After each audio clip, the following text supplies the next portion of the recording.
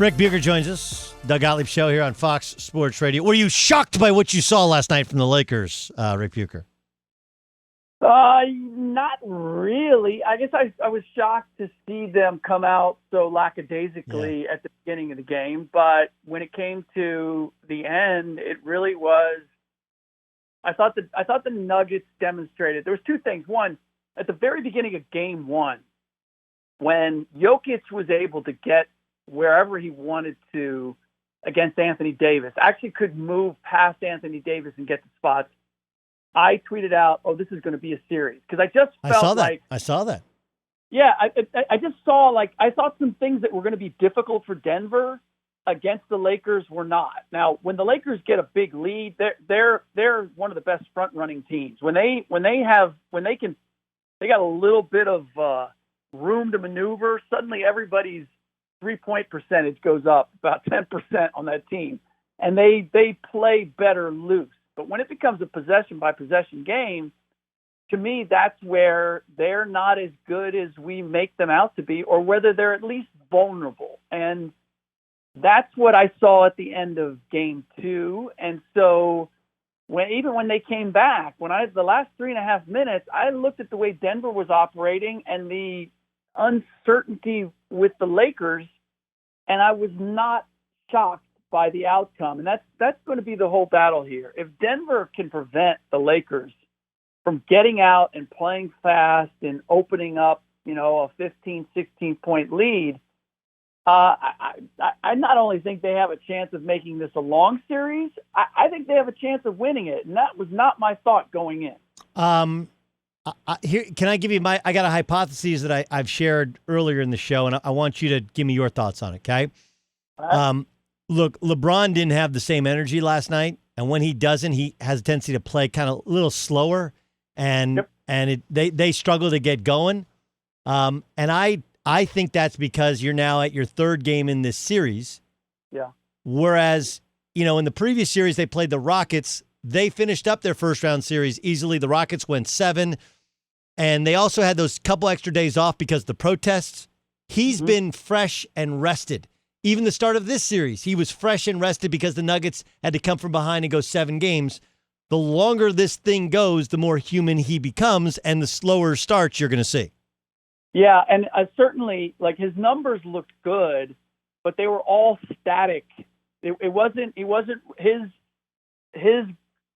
quality shooting and scoring wasn't creating for anybody else. There was a lot of mid-range kind of jab, take the jumper. His mid-range was falling. And then when they made the comeback, it was basically, we're not going to put him on the free throw line. We'll trade off when it comes to that.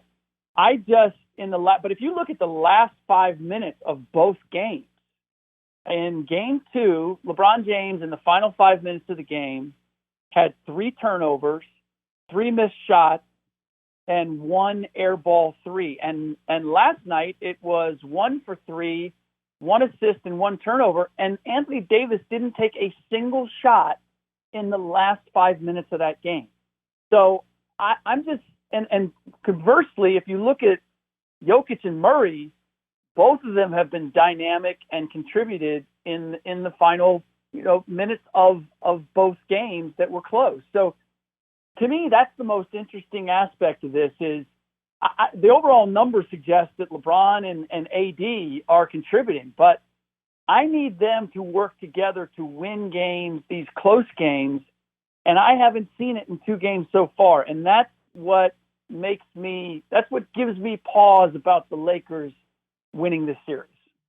Doug Gottlieb Show here on Fox Sports Radio. Chris Broussard says that after Game 7, you had Paul George stand up in front of the team, and there's a lot of eye rolling. How do you fix the Clippers? Well, honestly, there have to be some changes made. There have to be some significant changes made. The idea that they just run it back and that this was just a missed opportunity and now everybody's on the same page.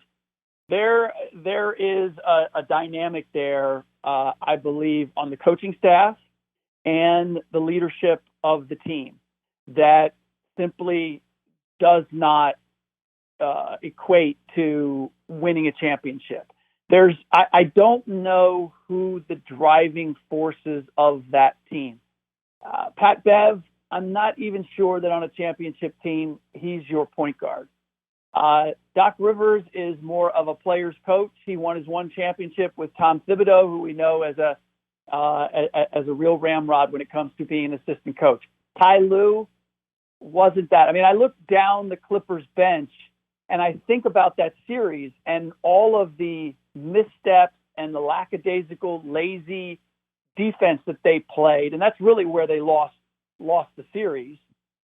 And I don't remember one instance where there was a player or there was a coach, assistant or otherwise, who was reading the riot act to everybody at any given point to say, we need to play tougher defensively, or what, like, just get into, this is what we need to do different defensively. And that's a missing element. I don't even know who I would look to do that on that roster or that coaching staff at this point. But if they have aspirations of winning something next year, then they need to go find that element and add it to the equation. Interesting. Billy Donovan in Chicago. Do you like that? I actually do. I understand that, there's a lot of young, talented coaches out there that we'd like to see get an opportunity. But for where the Chicago Bulls are in terms of regaining the respect of their young roster, their young players, and the league as a whole, Billy Donovan just makes a lot of sense. I think he's good at connecting with quality players. I think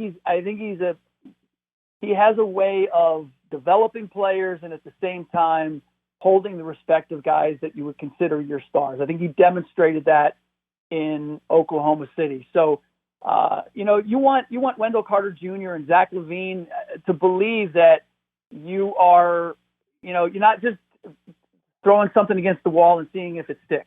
Like, we are legitimately going to get back to the days where we are a playoff franchise. And to bring in a young guy in that circumstance, I understand why the Bulls did what they did. And when I consider that they're still in a development stage with young stars, and yet they want to give their team and their players the sense that we consider ourselves a playoff team. I just think Billy makes a lot of sense when trying to address all the things that the Bulls are trying to address with their head coach. Ric Bucher joining us on the Doug Gottlieb Show on Fox Sports Radio. You talked about the fight within a team and the motivation to play better. We saw that with the Boston Celtics, but tonight kind of rubber meets the road, right? Like, I know the Nuggets came from down 3-1. This becomes the game. Did the Celtics figure something out when they went crazy after falling down 2-0?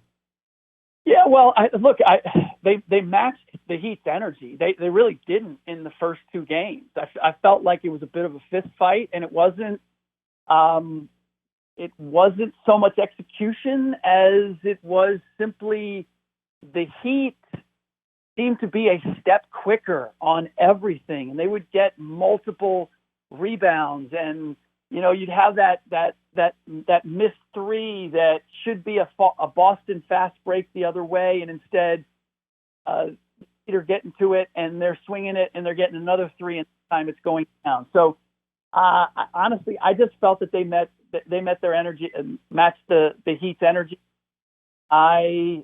It'll be interesting. Look, I picked the Celtics going in because I thought of the collective experience that they had playoff wise. And I thought that they had the more physical guys, but the Heat didn't show that in the first two games. But I agree with you 1,000%. Boston needs to play with the same level of desperation they did in the last game, because you just know that the Heat are always going to play that way. Like, I feel as if there's just an edge in terms of it's really Jason Tatum. I feel like Jason Tatum is the edge, but everybody has to play hard for Boston in order for that edge to make its presence felt. Boston win tonight?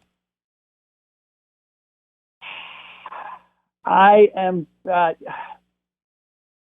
I want to say yes because otherwise my prediction doesn't come true, and I'd like to say yes because I want to see a long series because I like watching these two teams play.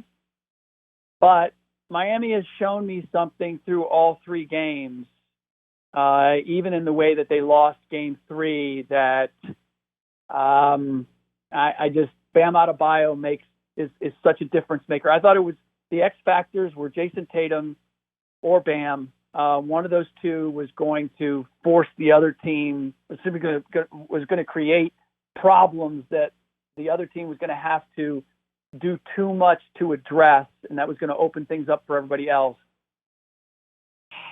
I feel a Miami win, even though I want everything for every other reason. I would like to see Boston win.